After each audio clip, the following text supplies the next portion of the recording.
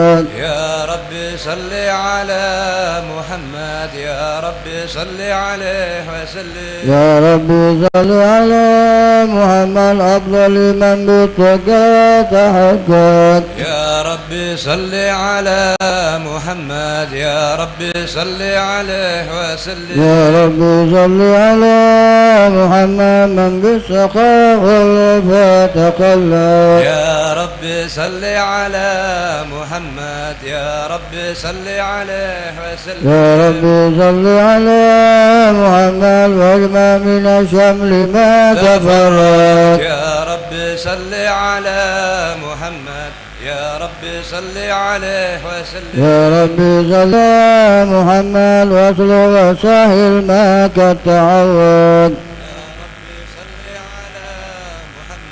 يا رب صل عليه وسلم. يا رب صل على محمد وافتح من الخير كل مولد. يا رب صل على محمد، يا رب صل عليه وسلم.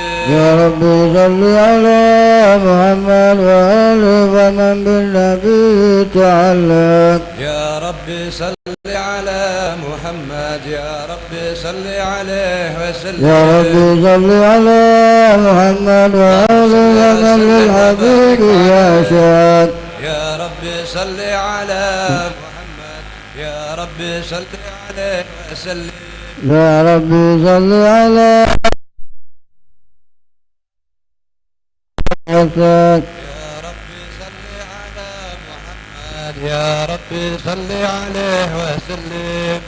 اللهم صل وسلم وبارك عليه.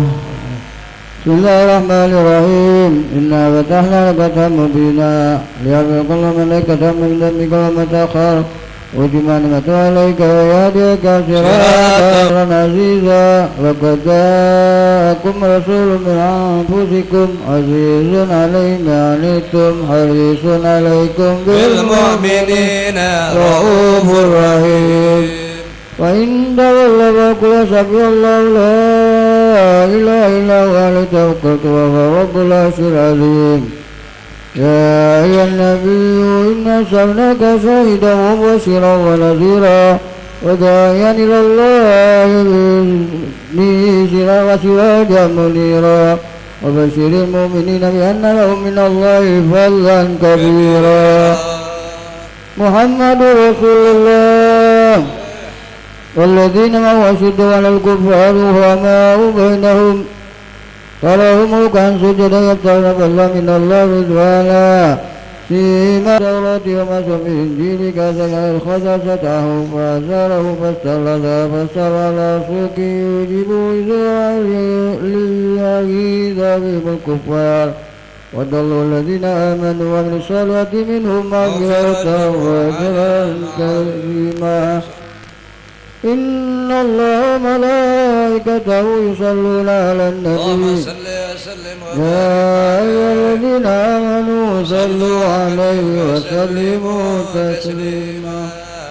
اللهم صل على المقصود بالوجود إيجاب وإحسان وطوى عليها علما وبصره من فائد المنة ما جرت به بأجرة الرجلية بحق هذا العبد المحبوب وانتثر الآثار سر به بأوامر الشهادات والغيوب. وما ذا المن الذي تكرم به المنان وما أعظم على الفضل الذي فرض من حضرة الإسلام سورة كاملة ظهرت في هيكل محمود وترترت في وجودها أكناف الوجود. صلى الله وسلم أشرف الصلاة والتسليم على سيدنا ونبينا محمد الرؤوف الرحيم. اللهم صل وسلم وبارك عليه وعلى آله. اللهم صل وسلم وبارك عليه وعلى آله وصحبه. تجلى الحق في عالم القدس الواسع تجليا قضى بانتشار فضله في القريب والشاسع. وله الحمد الذي لا تنحسر أبضاده بتعداد ولا يمل تكراره بكثرة ترداد حيث أبرز من عالم الإمكان سورة هذا الإنسان صلى الله عليه ليتشرف بوجوده ثقلا وتنتشر أسراره في الأكوان صلى الله عليه فما من سر اتصل به قلب المنيب إلا من سوابغ فضل الله على هذا الحبيب يا لقلب سروره قد توالى بحبيب عم الأنام نوالا جل من شرف الوجود بنور غمر الكون بهجة وجمالا قد ترقى في الحسن على مقام وتنهى في مجده وتعالى لهدته العيون فيما اجتلده بشرا كاملا يزيل الضلال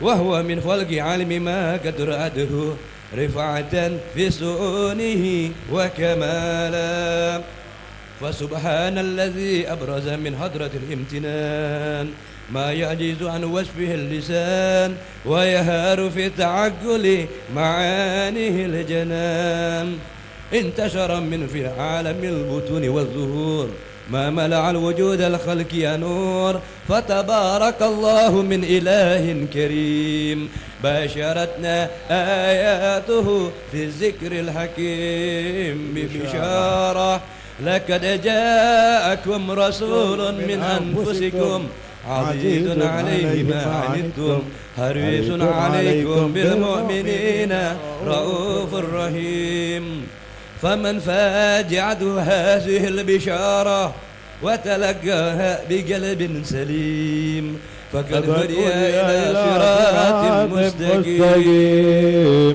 اللهم صل وسلم أشرف الصلاة والتسليم على سيدنا ونبينا محمد الرؤوف الرحيم اللهم صل وسلم وبارك عليه وعلى آله اللهم صل وسلم وبارك عليه وعلى آله وأشهد أن لا إله إلا الله وحده لا شريك له شهادة يعرب بها اللسان عما تضمنه الجنان من التصديق بها والإذعان صلى الله عليه تثبت بها في الصدور من الإيمان قواعده وتلوه على أهل اليقين من سر ذلك الإذعان والتصديق شواهده صلى الله عليه وأشهد أن سيدنا محمدا العبد الصادق في قوله وفعله والمبلغ عن الله ما أمره بتبليغه لخلقه من فرضه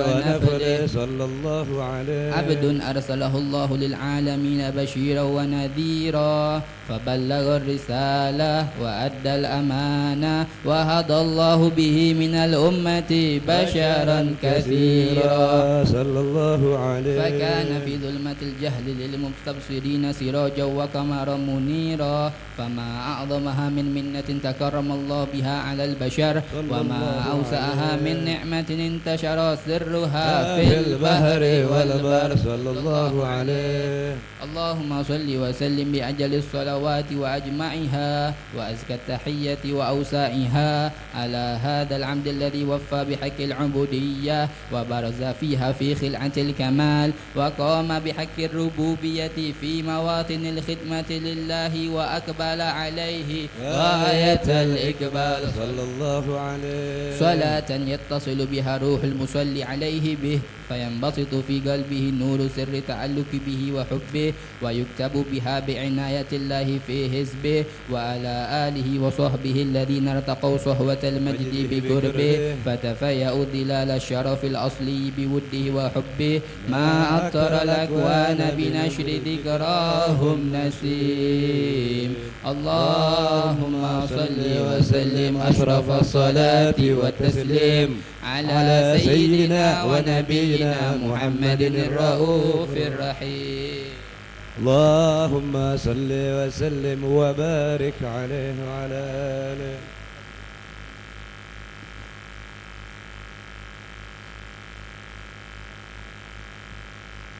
اللهم صل وسلم وبارك عليه وعلى آله وصحبه أما بعد فلما تعلقت إرادة الله في العلم القديم بظهور أسرار التحسيس للبشر الكريم بالتقديم والتكريم نفذت القدرة الباهرة بالنعمة الواسعة والمنة الغامرة فانفلقت بيضة التصوير في العالم المطلق الكبير عن جمال مشهود بالعين هاون وصف الكمال المطلق والحسن التام والزين فتنقل ذلك الجمال الميمون في الأسلاب الكريمة والبطون فما من سلب ضم إلا وتمت عليه من الله النعمة صلى الله عليه وهو القمر التام الذي يتنقل في بروجه ليتشرف به موطن استقراره وموضع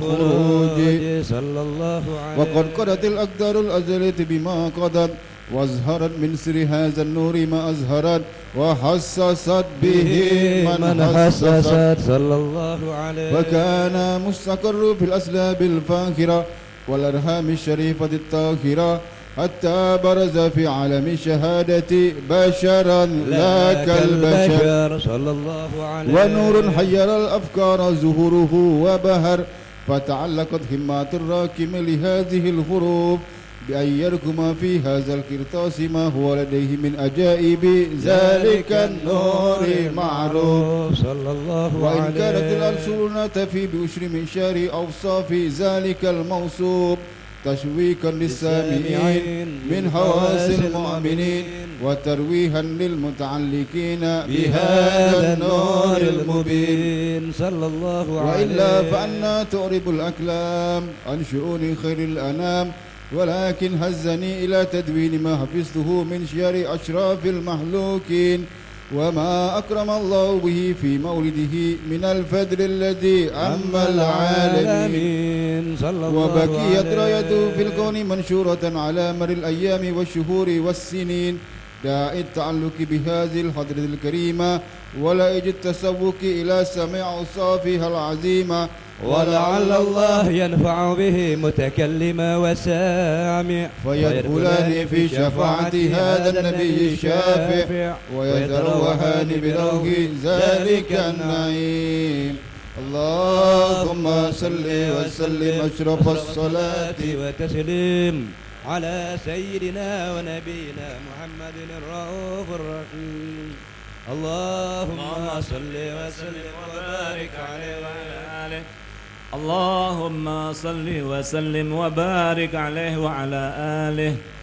وقد آن للقلم أن يخط ما حركته فيه الأنامل مما استفاده الفهم من صفات هذا العبد المحبوب الكامل وشمائله التي هي أحسن الشمائل وهنا حسن أن نثبت ما بلغ إلينا في شأن هذا الحبيب من أخبار وآثار ليتشرف بكتابته القلم والقرطاس وتتنزه في حدائقه الأسماء والأبصار وقد بلغنا في الأحاديث المشهورة أن أول شيء خلقه الله هو النور المودع في هذه الصورة فنور هذا الحبيب أول مخلوق برز في العالم ومنه تفرع الوجود خلقا بعد خلق فيما حدث وما تقادم صلى الله عليه وقد أخرج عبد الرزاق بسنده عن جابر بن عبد الله الأنصاري رضي الله عنهما قال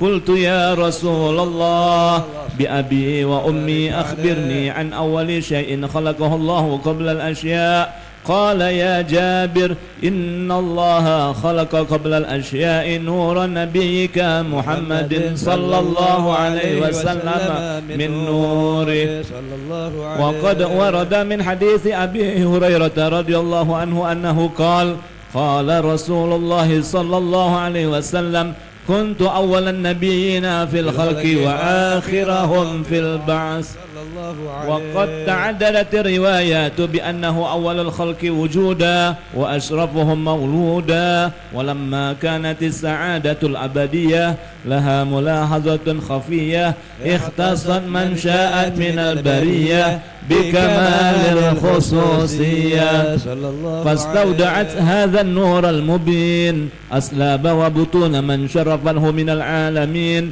فتنقل هذا النور من صلب آدم ونوح وإبراهيم حتى أوصلته يد العلم القديم إلى من خصصته بالتكريم أبيه الكريم عبد الله بن عبد المطلب ذي القدر العظيم، وأمه التي هي في المخاوف آمنة السيدة الكريمة آمنة، فتلقاه صلب عبد الله فألقاه إلى بطنها فضمته أحشاؤها بمعونة الله محافظة على حق هذه الدرة وصونها، فحملته برعاية الله كما ورد عنها حملا خفيفا لا تجد له ثقلا ولا تشكو منه ألما ولا عللا، حتى مر شهر بعد الشهر من حمله وقرب وقت بروزه إلى عالم الشهادة لتنبسط على أهل هذا العالم فيوضات فضله وتنتشر فيه آثار مجده الصميم. اللهم صل وسلم أشرف الصلاة والتسليم على سيدنا ونبينا محمد الرؤوف الرحيم. اللهم صل وسلم وبارك عليه. اللهم صل وسلم وبارك عليه وعلى وصحبه. ومنذ علقت بهذه الدرة المكنونة والجوهرة المسونة والكون كله يسبي ويمسي بسرور وابتهاج بقرب ظهور إشراق هذا السراج، والعيون متسوقة إلى بروزه متسوقة إلى اتكات جواهر كنوزه، وكل دابة لقريش نطقت بفصيح البشارة معلنة بكمال البشارة، وما من حامل حمل في ذيك العام إلا أتر في حملها بغلام من بركات وسعادة هذا الإمام. ولم تزل الأرض والسماوات وتضمحت بأتي الفرح بملاقة أسراك البريات وبروزه من عالم الخفاء إلى عالم الظهور بعد تنكله في البطون والصور. الله عليه. فأظهر الله في الوجود بهجة التكريم وبسط في العالم الكبير مائدة التسريف والتعظيم ببروز هذا البشر الكريم. اللهم صل وسلم أشرف الصلاة والتسليم على سيدنا ونبينا محمد الرؤوف الرحيم. اللهم صل وسلم وبارك عليه وعلى آله وصحبه. فحين قرب ونود هذا الحبيب أعلنت السماوات والأرضون ومن فيهن بالترحيب، وأمطار الجود الإلهي على أهل الوجود تسد، وألسنة الملائكة بتبشير للعالمين تعيد. الحمد لله ولا إله إلا الله والله أكبر سبحان الله. الحمد لله ولا إله إلا الله والله أكبر سبحان الله والحمد لله ولا إله إلا الله والله أكبر. والقدرة كشفت قناع هذا المستور ليبرز نوره كاملا في عالم الظهور نورا فاق كل نور. صلى الله عليه عليه. على من أتم الله عليه النعمة من خواص الأمة أن يهدر إلى وجهه أمة تأنيسا لجنابها المسعود ومشاركة لها في هذا السمات الممدود. فحضرت بتوفيق الله سيدة مريم والسيدة آسيا ومعهما من الحور العين من قسم الله له من الشرف بالقسمة الوافية. صلى الله فأتى الوقت الذي رتب الله على هدوره وجود هذا المولود، فانفلق صبح القمر من النور عن عمود، وبرز الحامد المحمود مدينا لله بالتعظيم والسجود. صلى الله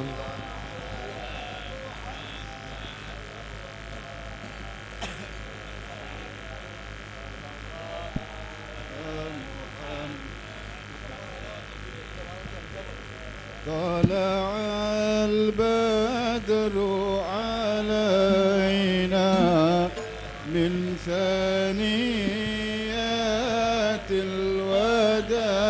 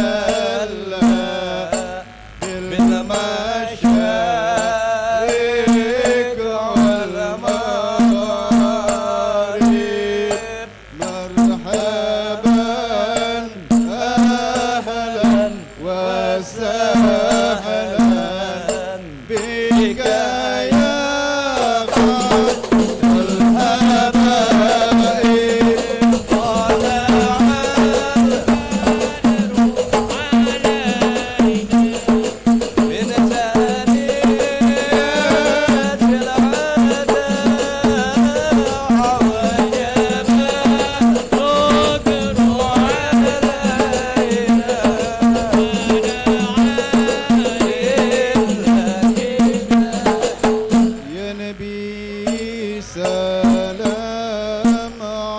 عليك يا رسول سلام عليك الله يا حبيب سلام عليك صلوات الله عليك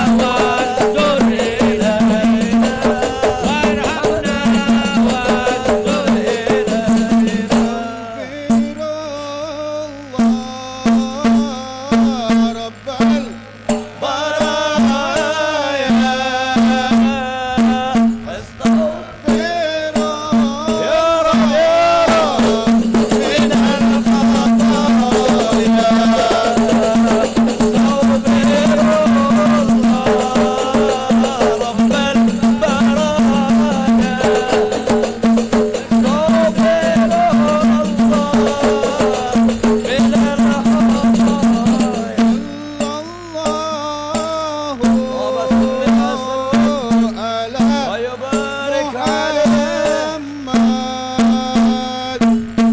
يا ربي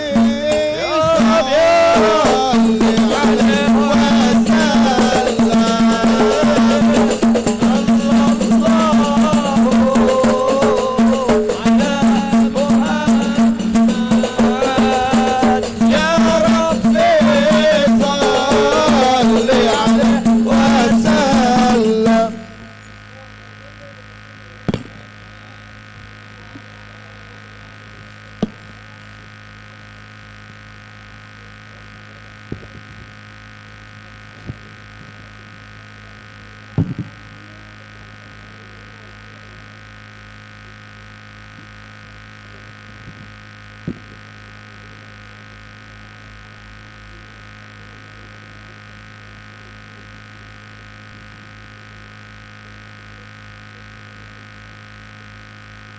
اللهم صل وسلم وبارك عليه وعلى آله. ولقد اتصف صلى الله عليه وسلم من محاسن الأخلاق بما تبيك عن كتابته بطون الأوراق. كان صلى الله عليه وسلم أحسن الناس خلقا وخلقا وأولهم إلى مكارم الأخلاق سبقا وأوصاهم بالمؤمنين حلما ورفقا برا رؤوفا لا يقول ولا يفعل إلا معروفا له الخلق السهل واللفظ المحتوي على المعنى الجزل إذا دعاه المسكين وأجابه إجابة معجلة وهو الأب الشفيق الرحيم لليتيم والأرملة وله مع سهولة أخلاق الهيبة القوية التي ترتعد منها فرائس الأقوياء من البرية ومن نسرة به تعطرت الطرق والمنازل وبعرف ذكره تطيبت المجالس والمحافل فهو صلى الله عليه وسلم جامع الصفات الكمالية والمنفرد في خلقه وخلقه بأسرف خصوصية فما من خلق في البرية محمود إلا وهو متلقى عن زين الوجود أجملت بوصف الحبيب وشأنه وله الأولى في مجده ومكانه أوصاف عز قد تعالى مجدها أخذت على نجم السها بإنانه وقد انبسط القلم بتدوي ما أفاد علم من وقاء مولد النبي الكريم وحكاية ما أكرم الله به هذا العبد المقرب من التكريم والتعظيم والخلق العظيم فحسن مني أن أمسك عنة الأقلام في هذا المقام وأقرأ السلام على سيد الأنام السلام عليك أيها النبي ورحمة الله وبركاته السلام عليك أيها النبي ورحمة الله وبركاته السلام عليك أيها النبي ورحمة الله وبركاته وبذلك يحسن حتم كما يحسن التقديم وعليه أفضل الصلاة والتسليم. اللهم صل وسلم على سيدنا ونبينا محمد الرؤوف الرحيم. اللهم صل وسلم وبارك عليه. Selanjutnya kita minta akan pembacaan doa maulid kepada guru kita Ustaz Syaugi bin Abdul Lakab. Dan perlu kami sampaikan acara maulid kita tiap tahun sekaligus juga hall Habib Muhammad bin Muhsin Asgaf Habib Cilaspada. Tadi alhamdulillah sudah sempat dibaca ke Yasin tapi belum sempat baca tahlil. Jadi setelah doa nanti sebelum ceramah kita baca tahlil singkat untuk menyempurnakan majelis kita insyaallah taala. Kepada Ustaz Syaugi pada tafadhol masykur.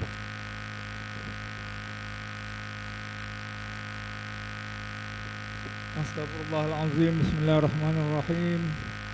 Alhamdulillahi Rabbil Alamin. Allahumma salli wa sallim ala Sayyidina Muhammad wa ala ali Sayyidina Muhammad. Walamma na'udhama al-fikru min dararil awsafil muhammadiyati uquda tawajjahtu ila Allahi mutawassilan bi sayyidi wa habibi Muhammadin sallallahu alaihi wasallam ay yaj'ala sa'i fihi mashkura وفعلي فيه محمودا وأن يكتب عملي في الأعمال المقبولة وتوجهي في التوجهات الخالصة والصلات الموصولة.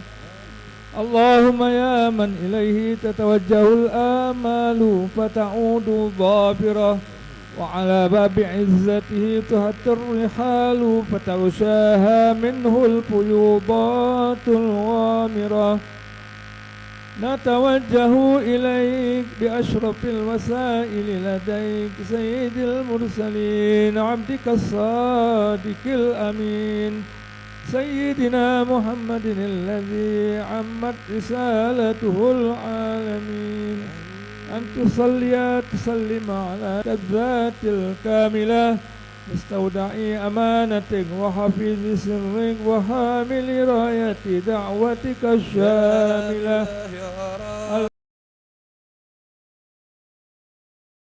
الأب الأكبر المحبوب لك والمخصص بالشرف الأفخر في كل موطن من مواطن القرب ومظهر قاسم إمدادك في عبادك وساقي كؤوس إرشادك لأهل ودادك سيد الكونين وأشرف الثقلين العبد المحبوب الخالص المخصوص منك بأجل الخصائص. اللهم صل وسلم عليه وعلى آله وأصحابه وأهل حضرة اقترابه من أحبابه.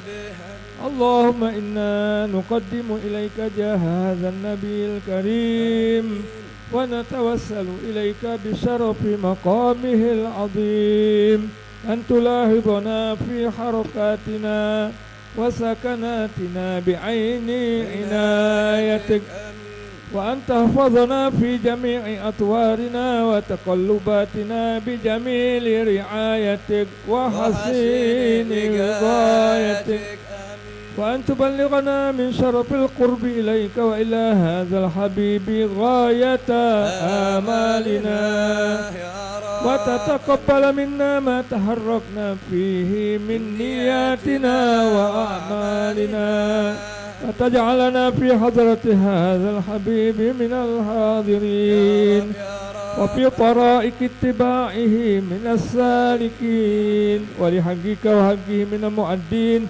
ولأهدك من الحافظين. اللهم إن لنا أطماعا في رحمتك الخاصة فلا تحرمنا، وظنونا جميلة هي وسيلة إليك فلا تخيبنا.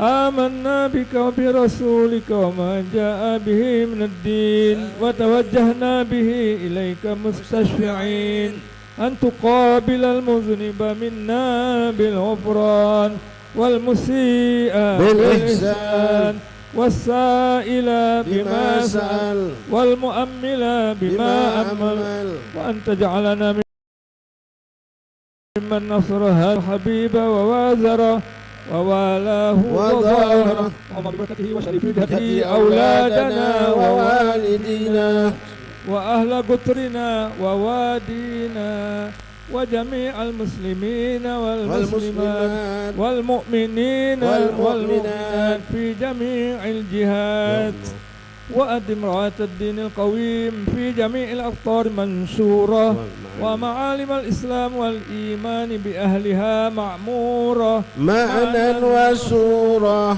واكشف اللهم كربة المكروبين واقضي دين المدينين واغفر للمذنبين وتقبل توبة التائبين، وانشر رحمتك على عبادك المؤمنين أجمعين، واكفي شر المعتدين والظالمين، وابسط العدل بولاة الحق في جميع النواحي والأقطار، وأيدهم بتأييد من عندك ونصر على المعاندين من المنافقين،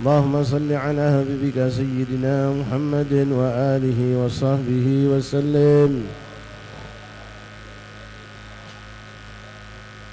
اللهم صل على حبيبك سيدنا محمد وآله وصحبه وسلم. اللهم صل على حبيبك سيدنا محمد وآله وصحبه وبارك وسلم.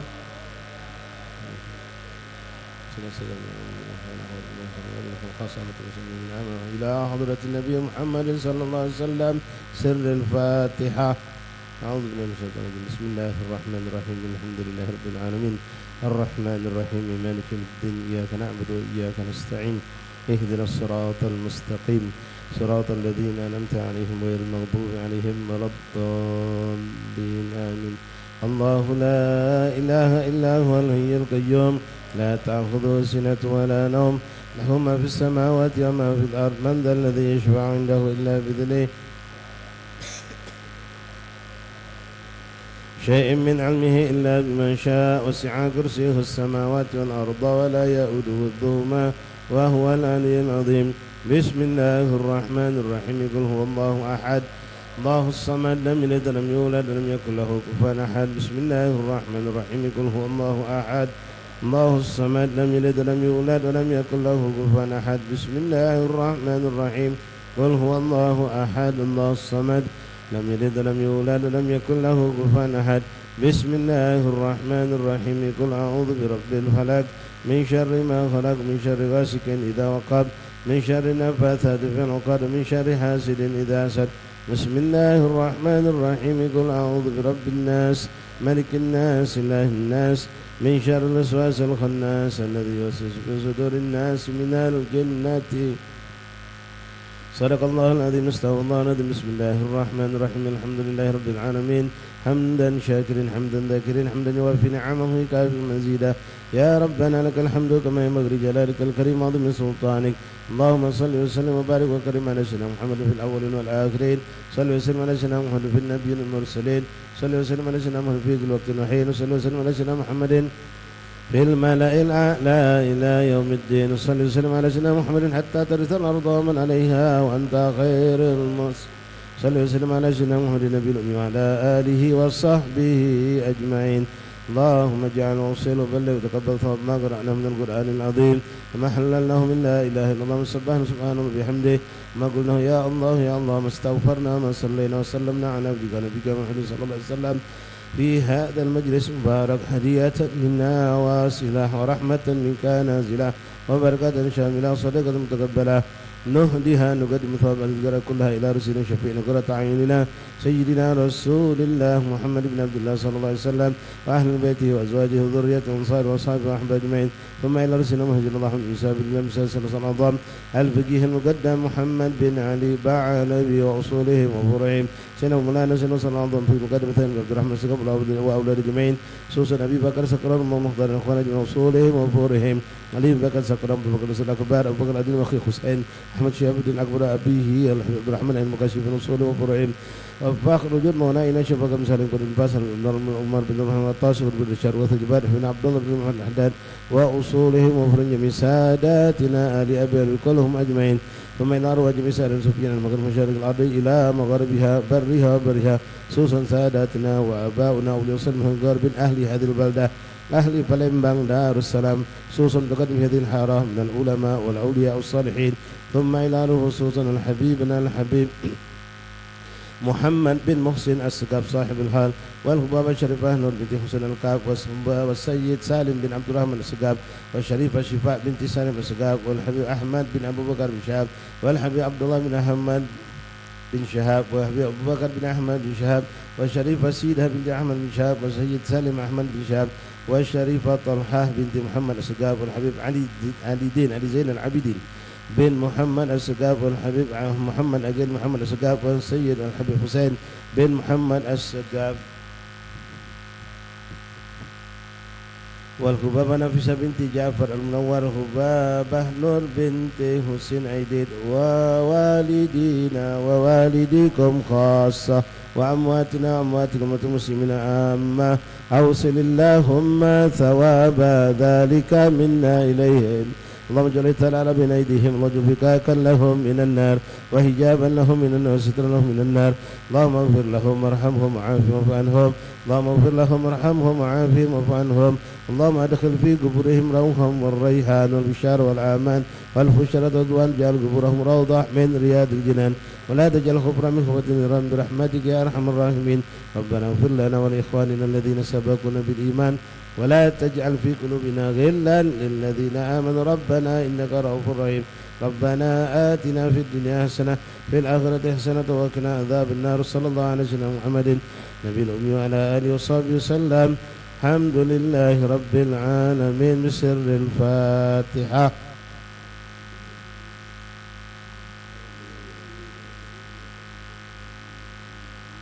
ربنا تقبل منا إنك أنت الرحيم وصلى الله وسلم على العالمين. قبول تقبل الله منكم. معاشر الحبائب الحاضرين hadirat rahimani rahimakumullah jamaah majelis maulid dan majelis haul rahimani rahimakumullah. Assalamualaikum warahmatullahi wabarakatuh. Alhamdulillah thumma alhamdulillah alhamdulillah bersyukur kita kepada Allah Subhanahu wa taala di petang hari yang penuh berkah ini, di hari Rabu tepatnya tanggal 9 Rabiul Tsani, kita kembali dikumpulkan Allah di rumah yang penuh berkah ini, di rumah Al-Habibul Barakah Al-Habib Muhammad bin Muhsin As-Segaf, yang mana pada petang hari ini kita berkumpul bukan dengan sebab majelis taklim, tapi dengan sebab mengagungkan mensyiarkan Maulid Rasul sallallahu alaihi wasallam, juga mengingat haul daripada kewafatan sahib bait Al-Habibul Barakah Muhammad bin Muhsin As-Segaf. Kami mewakili segenap keluarga besar, anak keturunan dan yang tinggal di tempat ini mengucapkan ribuan terima kasih kepada para habaib hadirin sekalian atas kehadiran antum sekalian, dan meminta maaf atas segala kekurangan yang mungkin terjadi di dalam majelis ini, dan insyaallah keadaan hujan yang juga membasahi tubuh kita menjadi saksi kita kelak di hadapan Allah Subhanahu wa taala dan saksi kita di hadapan baginda Rasulullah sallallahu alaihi wasallam insyaallah taala. Ma'asyiral hadirin hadirat rahimakumullah, selanjutnya setelah tadi kita bacakan Yasin, tahlil dan juga Maulid Rasulullah SAW, marilah dengan seksama kita dengarkan Mau'izatul Hasanah yang pada petang hari ini kita mintakan kepada Al-Walad Sayyid Salafi Muhammad Salafi Mubarak ibn Sayyid Ahmad bin Hasan Al-Habsyi untuk menyampaikan Mau'izatul Hasanah. Kepada beliau kami persilakan, tafadhal syukran masykura. Sallu ala Muhammad.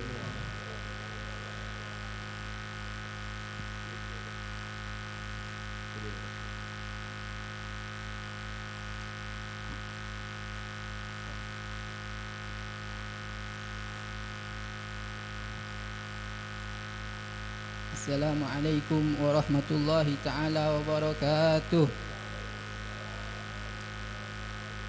Alhamdulillah, alhamdulillahi rabbil alamin, wa bihi nasta'in ala umuri dunya waddin, wassalatu wassalamu ala ashrafil anbiya'i wal mursalin wa ala alihi wa sahbihi haqqa qadrihi wa miqdarihil azim.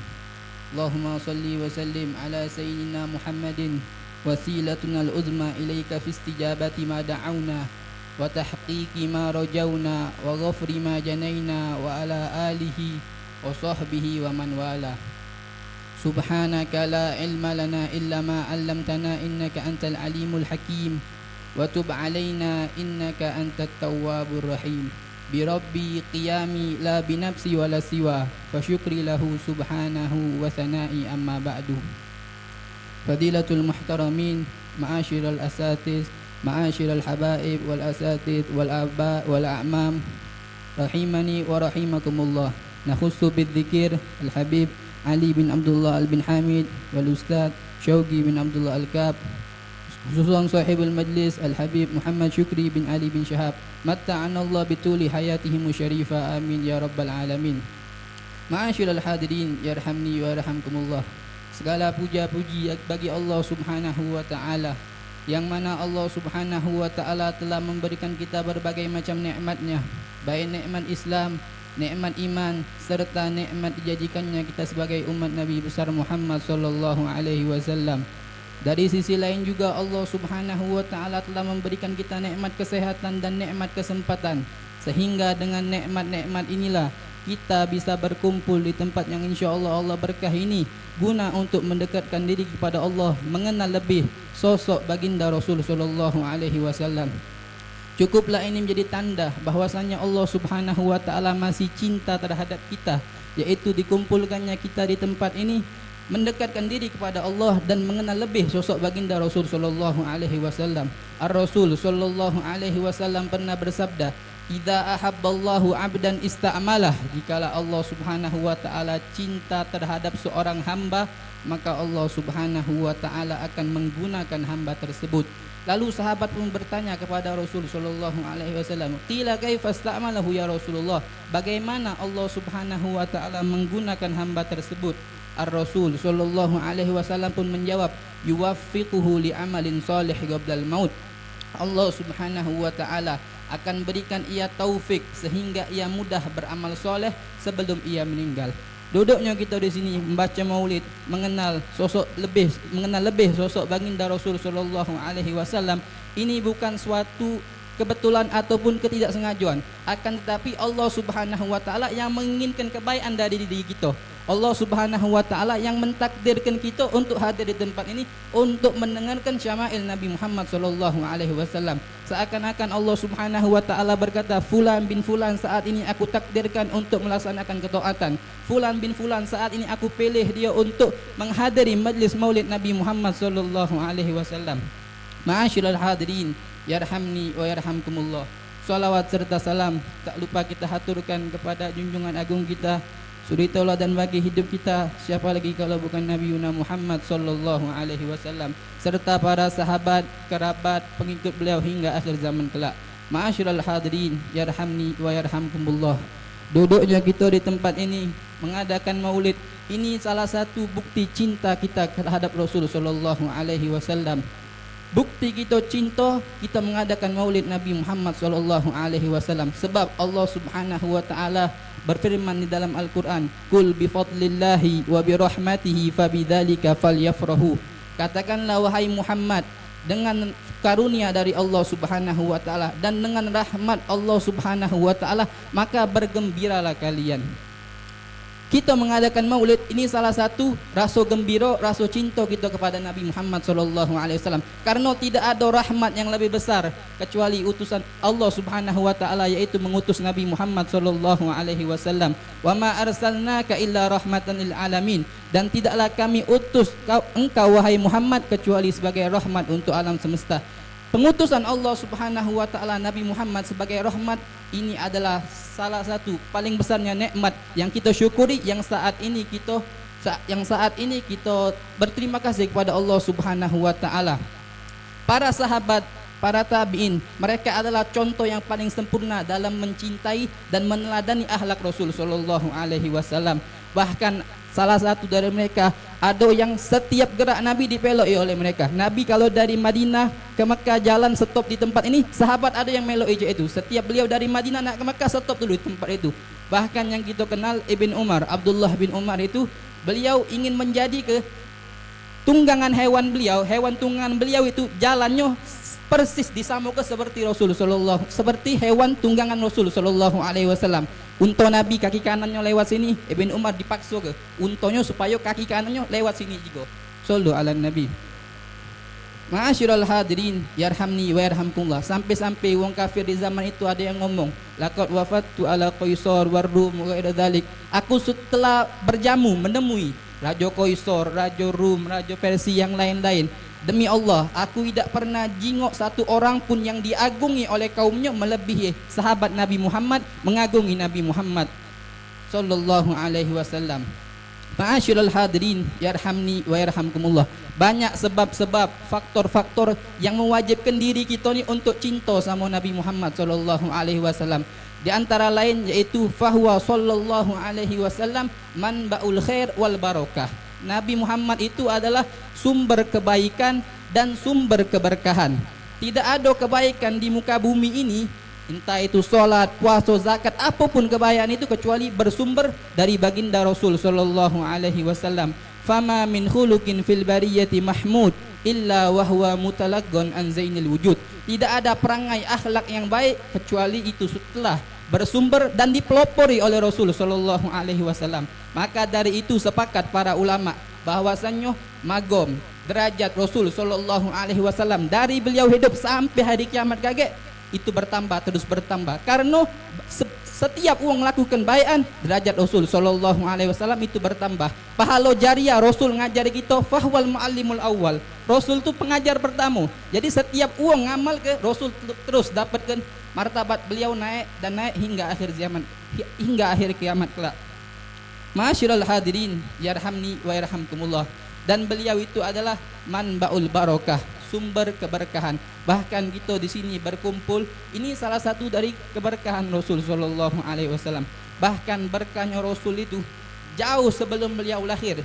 Beliau masih dalam keadaan nur, sudah memberikan barakah kepada yang lainnya. Ma'asyiral hadirin yarhamni wa yarhamkumullah. Nurnya Nabi Muhammad ini adalah makhluk yang pertama kali Allah Subhanahu wa taala ciptakan di muka bumi ini. Sebelum Allah Subhanahu wa taala menciptakan apapun di alam semesta ini, nur Nabi Muhammad ini yang pertama kali.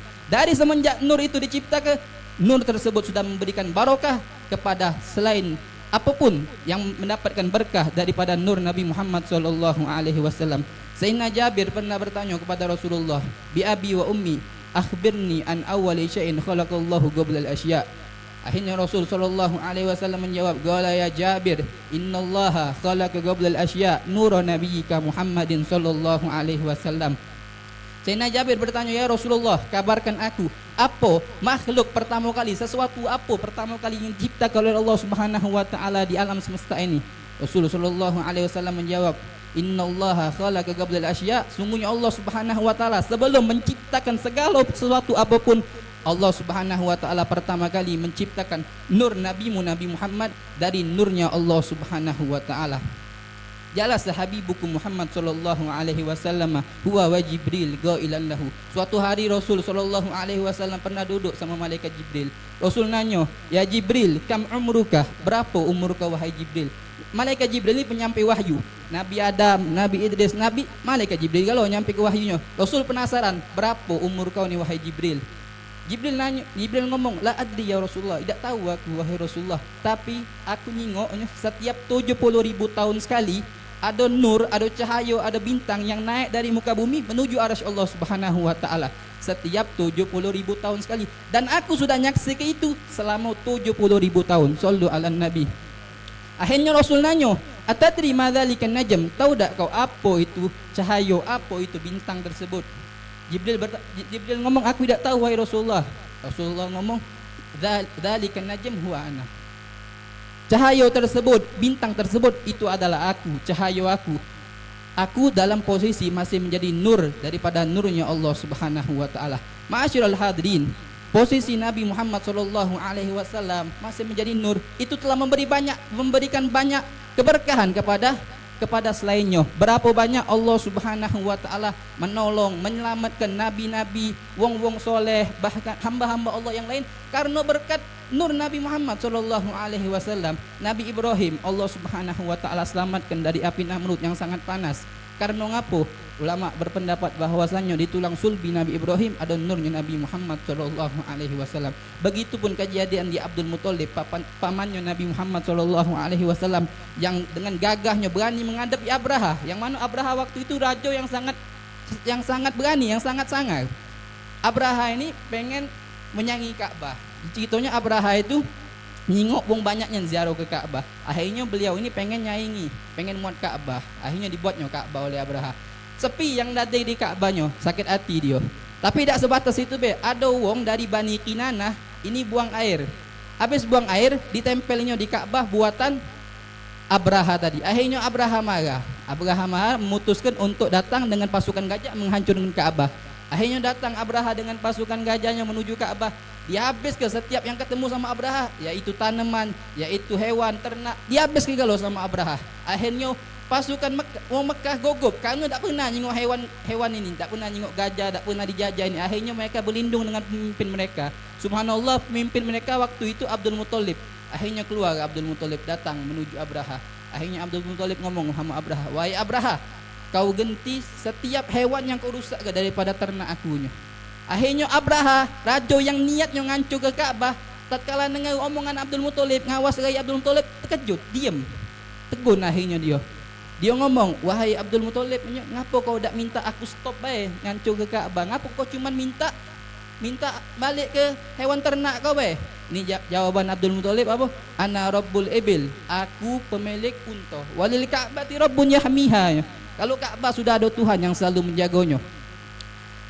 Abraha ngomong, wallah kalau seandainya dia minta aku untuk stop, aku stop. Tak jadi aku untuk ngancur ke Ka'bah tersebut. Ulama berpendapat Abdul Muthalib berani natangi Abraha, dan Abraha segen kepada Abdul Muthalib karena di tulang sulbi Abdul Muthalib itu ada nur Nabi Muhammad sallallahu alaihi wasallam. Ma'asyiral hadirin, yarhamni wa yarhamkumullah. Bahkan itu pun terjadi di ayahanda beliau, Abdullah bin Abdul Muthalib. Ayah Nabi ni wong yang paling ganteng. Digilo-gilo ya oleh betina di zamannya. Setiap keluar rumah betina ngomong, wahai Abdullah zuat sama anak be, wahai Abdullah zuat sama anak be. Digilo-gilo betina. Ada wong ahlul kitab yang paham maco kitab, dia tahu bahwasanya di sulbi Abdullah ni ada nur Nabi Muhammad. Setiap abah Nabi keluar rumah, dia nunggu di depan rumah. Abdullah zuat sama anak be, Abdullah zuat sama anak be. Sampai suatu saat Nabi meminang Sayyidina Aminah. Tatkala abah Nabi meminang Sayyidina Aminah, akhirnya perempuan tadi tidak lagi minta zuati sama Abdullah. Akhirnya Abdullah heran abah Nabi, wahai fulana, ngapa kau tidak minta zuati sama aku lagi? Akhirnya fulana tadi menjawab, wahai Abdullah, aku menghadap zuat sama kau, aku harapkan rahim aku tadi itu menjadi wadah untuk nurnya Nabi Muhammad SAW. Sekarang nur tersebut sudah pindah ke rahimnya Aminah, tak katik lagi yang besok aku harapkan. Sallu ala Nabi Muhammad. Allahumma salli wa sallim. Ma'asyiral hadirin, yarhamni wa yarhamkumullah. Nur Nabi Muhammad inilah yang kita harapkan. Yang besok kalau seandainya kita berharap semoga nur ini ada di hati kita, sehingga kita menyingok sesuatu tidak ada kabur lagi. Yang mana yang hak kita jingok hak, yang mana yang batil kita jingok batil.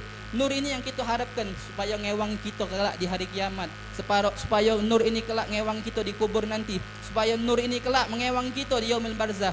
Ma'asyiral hadirin, yarhamni wa yarhamkumullah. Ulama pernah berkata, ad-dunya salah satu ayyam. Hari itu ada 3 masa cuman. Amas aishnahu walan ya'ud. Kemarin sudah kita jalani dan tak bakal kembali sama sekali. Sedetik pun tak bakal kembali.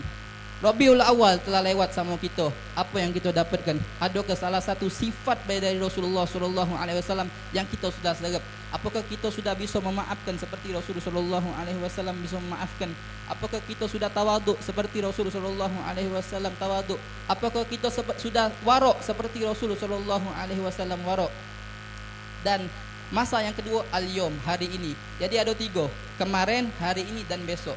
Kemarin telah kita lewati dan tak bakal kembali lagi. Hari ini na'ishuhu walan yadum, kita jalani dan tak bakal kekal selamanya. Ini sore, dengar lagi malam, bakal lagi besok, tak bakal kekal. Maka dari itu jangan kita tunda lagi. Apapun amal yang bisa kita gawe ke, kita syama'il dengar kanan Nabi SAW ini. Kita ada niat nak gawe ke, gawe ke lah hari ini. La tu'akhir amal al-ghad ila godin, la'alla godan ya'ti wa anta faqid. Jangan kita tunda lagi amal baik sampai besok. Besok mungkin datang, tak tahu kitanya datang, kita besok tidak untuk menemui hari esok. Dan yang terakhir adalah godan, besok. La nadri aina sanakun, kita tak tahu bakal di mana kita berada. Kita sekarang sehat walafiat, hadir di majlis, besok belum tentu. Jadi kita manfaatkanlah sebisanya waktu kita untuk memaksimalkan aktivitas amal ibadah kita kepada Allah Subhanahu wa taala. Ma'asyiral hadirin, yarhamni wa yarhamkumullah. Mungkin ini saja yang bisa Al-Faqir sampaikan. Kurang dan lebih Al-Faqir mohon maaf, pada Allah Al-Faqir mohon ampun. Wabillahi taufiq wal hidayah wa ridha wal inayah. Wassalamualaikum warahmatullahi taala wabarakatuh. Assalamualaikum warahmatullahi wabarakatuh. Alhamdulillah, alhamdulillah. Begitu banyak yang bisa kita dapatkan dari fawaid yang disampaikan oleh Al-Walad Mubarak Salafi bin Ahmad bin Hasan Al-Habsyi hafizahullah wa ra'ah. Ma'asyiral habaib rahimani rahimakumullah. Sekali lagi kami mewakili segenap anak keturunan dan keluarga besar Al-Habib Muhammad bin Muhsin As-Segaf mengucapkan ribuan terima kasih kepada antum sekalian yang telah hadir pada petang hari ini walaupun dengan keadaan hujan, dan juga kepada segenap ikhwan panitia yang telah melancarkan, memberikan bantuan segala bantuannya untuk melancarkan acara pada petang hari ini. dan kami minta maaf mungkin untuk ibu-ibu dan yang lainnya mendapatkan kondisi tempat duduk yang kurang layak karena keadaan hujan ini. Qadarullah ma syafa'an, tapi inilah insyaallah yang terbaik yang telah kita diberikan oleh Allah Subhanahu wa taala. Ma'asyiral habaib rahimakumullah, menyampaikan beberapa undangan peringatan Maulid Nabi sallallahu alaihi wasallam dan juga haul aulia. Kami mewakili segenap habaib dan warga kampung Bumi Nayib, Kampung Haji Begayut, mengundang antum sekalian untuk menghadiri acara Maulid Nabi Muhammad SAW di Masjid Baitur Rahim Begayut, sekaligus haul Sahibul Maqam Al-Habib Hamid bin Umar bin Alwi bin Syahab. InsyaAllah acara akan dilaksanakan pada hari Ahad ini jam 9 atau 9:15, diawali dengan ziarah ke Maqam Buyut Hamid.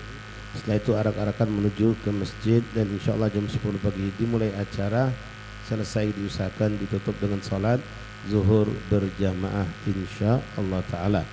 Kemudian undangan maulid arba'in pada malam hari ini di Majelis Taklim Ahlul Kisah Toko Lingkung 10 Iling Jatui sama sekali. Kemudian undangan dari keluarga besar Pondok Pesantren Ar-Riyad 1310 dan mengadakan peringatan Maulid Rasul sallallahu alaihi wasallam di Pondok Pesantren Ar-Riyad pada hari Senin jam 9.30 sampai selesai, dan insyaallah ada agadun nikah. Mungkin inilah beberapa undangan bisa kami sampaikan, dan penutupan Maulid Arba'in di Gedung Ba'alawi insyaallah akan dilaksanakan pada hari Kamis malam Jumat besok lusa Jaturi sama sekali. Hakadha manaqulukum, syukran, wassalamualaikum warahmatullahi wabarakatuh. Fadhol panitia untuk dikeluarkan makanan yang telah disiapkan.